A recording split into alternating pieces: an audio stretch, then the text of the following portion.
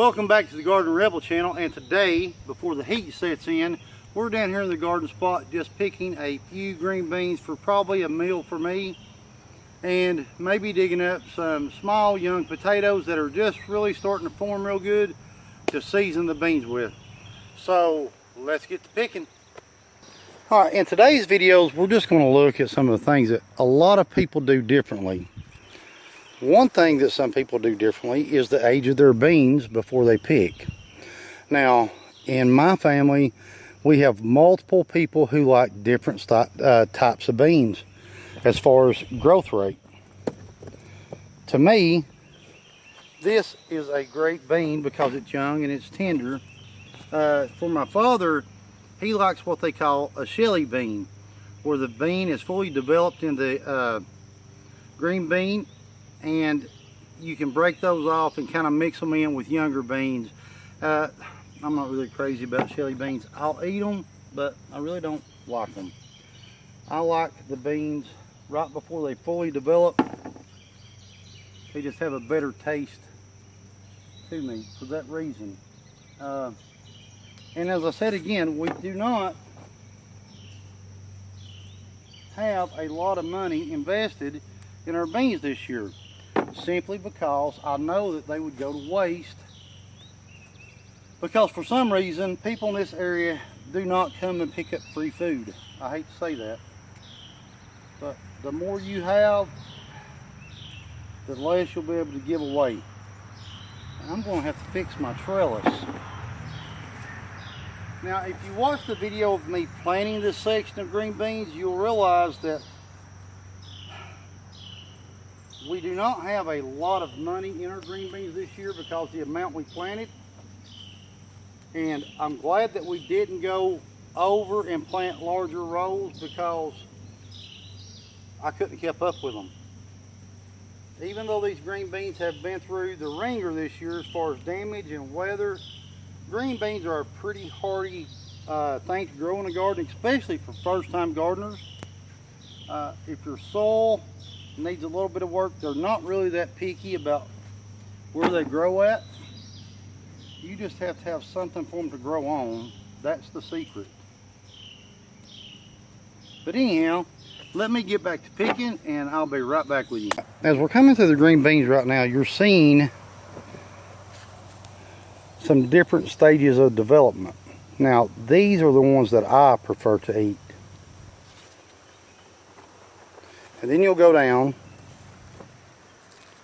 and you'll just see clusters of them hanging.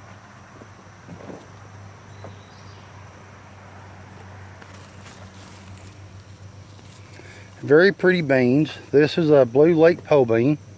It's one of my favorites to plant. And the runners are just growing crazy, so sometimes you have to aid them onto the trellis. And do not damage your vines by jerking the beans down. Simply reach up at the top where they join the vine, take your thumbnail and your finger and push. A lot of times people jerk and jerk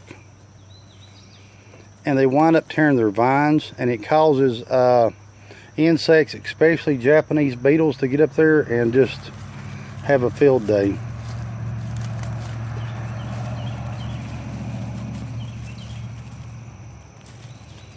Now, I can actually,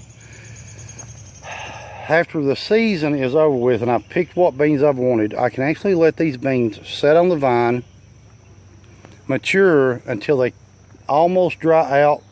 Then I normally come down here and I'll pull a few beans off and save the seeds out of it. That can save you some money in the long run. But you know, bean seeds are relatively cheap, and I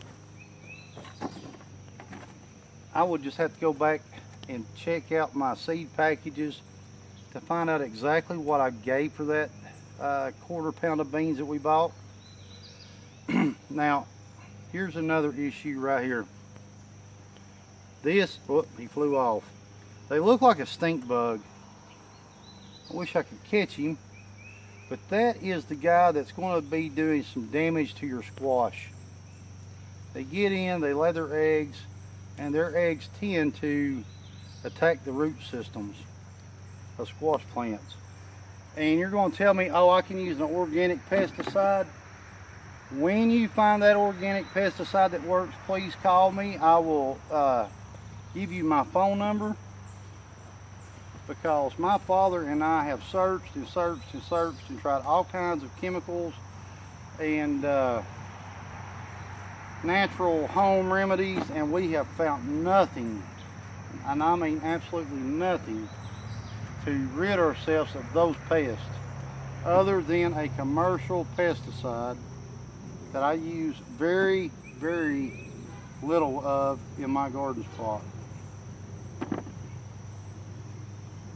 I'm starting to see some signs of some plant damage, and you know, I can understand why. Everybody knows why.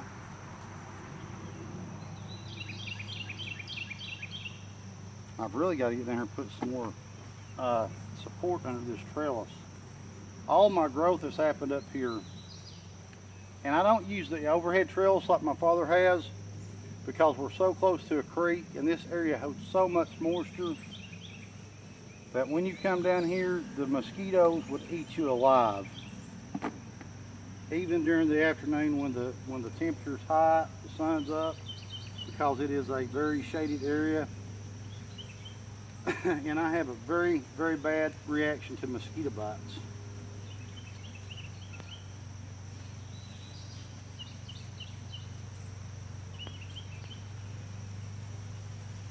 Beans are really blooming good, and as you can tell, water was rushing through here, so I'm lucky to have any. I really am, but I'm grateful for them, that's for sure. Love fresh green beans right out of the garden. I love them raw, cut up on salads, cook them with a little bit of onion and a little bit of seasoning, usually a ham, bacon, things of that nature, and some fresh potatoes. Nothing better.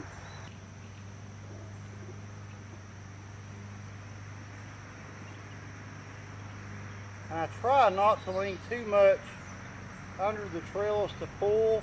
I'll actually walk around and just give it a quick once over down this side.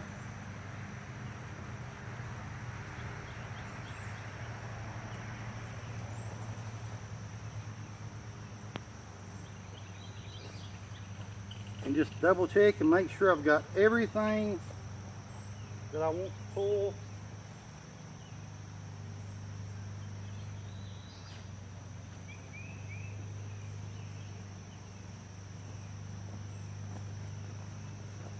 Now, this is the first picking of the year, and we left a lot of beans on the vine, as you can see in the background, if you can. A lot of small ones. So here in about another 4 or 5 days, we're going to have to come down here and do this again. But this is just enough for a very good meal, and I'll show you what I've got in the bucket. Now, I didn't really want to move all this debris off because I did not know how my vines were tangled up in it. I wanted to let it dry and then come down here and remove it, because if I came down here the day after the weather had hit us, all this stuff would have been wet and really heavy, and I was afraid I'd rip my plants up by the roots. However, that's enough for a very good meal for me. That's not bad for less than $1 worth of green bean seeds. And you got to remember, this is the first time we've pulled anything off these vines.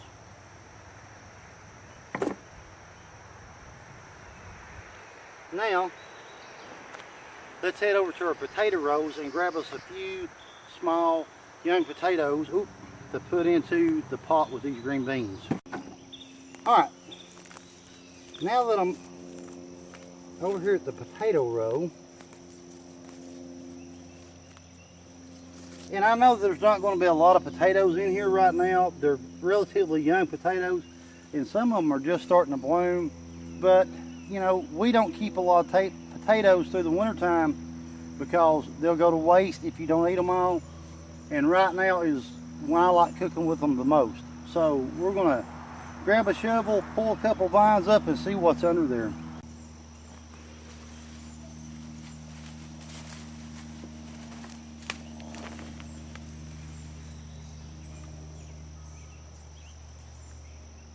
Good cooking size.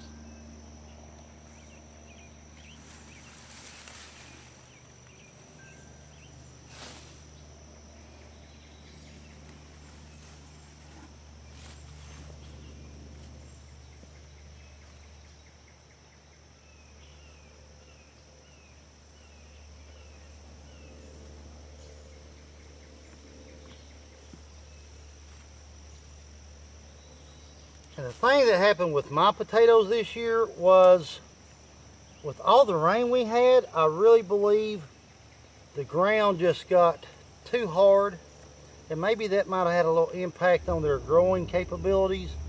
But you know, $4 or $5 for 5 pounds of potatoes, that's not bad, and I'll take it.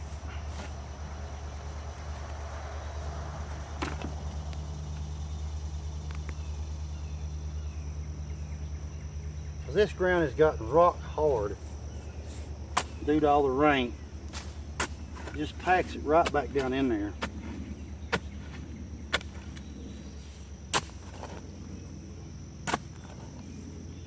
All right, let's go. I'm gonna fill this back up though before I go on any further. This time of year, if it holds water, it'll set up mosquito larvae, and I really don't want that down here. I've got a problem already bad enough. All right, let's go to one more plant, and that should be enough. Actually, those 3 potatoes right there are a little bit too big to cook with my green beans, but they'll be good in a pot roast.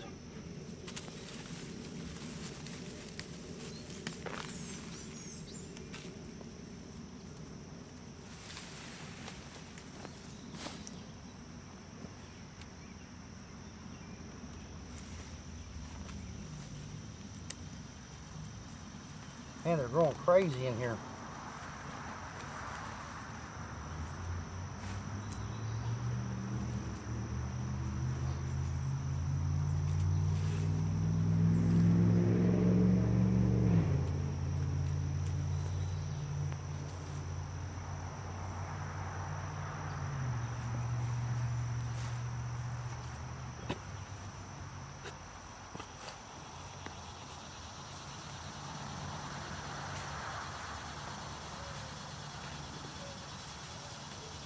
I'm peeling the skin off of them, trying to get them up.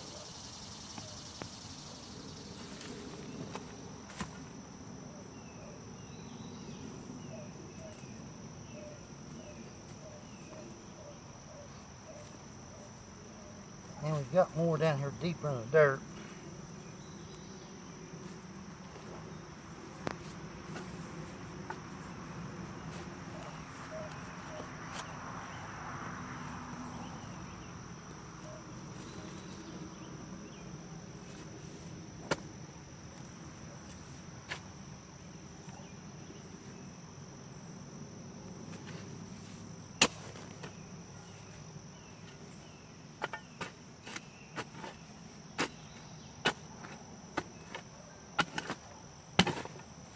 All right, I think that's going to be plenty for me.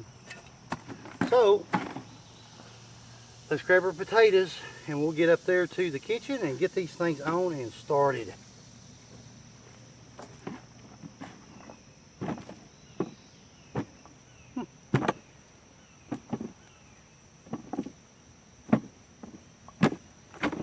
Not too bad. We've got fresh green beans, fresh potatoes. Now, I put big potatoes up top because I really like potatoes, but I dig up small potatoes this size to put in my green beans. So, this is what it's going to look like after we put our green beans, after we've washed them, broke them, de-string them, whatever you guys want to call it, if that's the type you've got. But we're almost ready to start the cooking, so bear with me just a second while I get the rest of my ingredients. We're going to start with adding some water to our crock pot. We've got everything washed and cleaned up.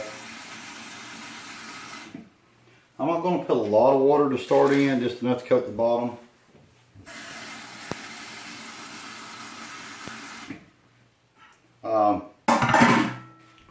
I'll add the rest of the water when I get done. So, as you know, we do not measure anything around here. Well, I don't measure anything around here. Karen goes strictly by the book. Me, however, I just pour stuff in until I think it's had enough. Alright, everybody knows what sits on every stovetop in all the old houses around in the South. Bacon grease. So, I'm going to add some bacon grease. Yes, I know. You don't have to tell me, I know. I actually got minced onions for this because I'm going to cook them in a crock pot. And when you cook fresh onions or raw onions for a long period of time, to me they taste kind of mushy. But the minced onions don't bother me a bit after they cook for several hours. So I'm going to sprinkle probably about,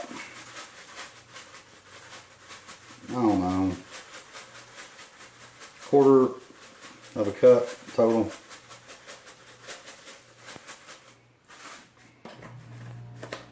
If that much.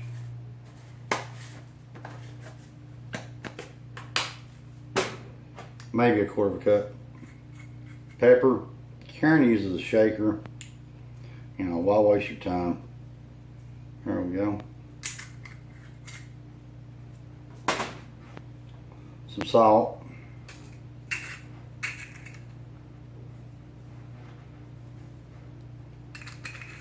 About a teaspoon to a tablespoon of salt. A little bit more pepper because I do the pepper thing really hard. And you know, the reason we cook so much in crock pots is because we work separate shifts. Karen's in bed now sleeping. I've been working on equipment all day, four-wheelers and things like that. And it's just too tiresome for us to cook, so we eat a lot of meals out of the crock pot. Alright, now I do a very, very serious dash or two of Montreal steak seasoning. I just like it a lot. And this is actually what you're going to look like when you're done. Now I try to get a lot of the onions and stuff on my potatoes. And trust me, I've washed my hands. Trust me, trust me, trust me. Please trust me. Get the bacon grease on your potatoes. Let it coat with some of the pepper and the onions, and it really helps season it a lot. Then we're just going to fill this up with water, turn her on, and let her cook overnight on low temperature.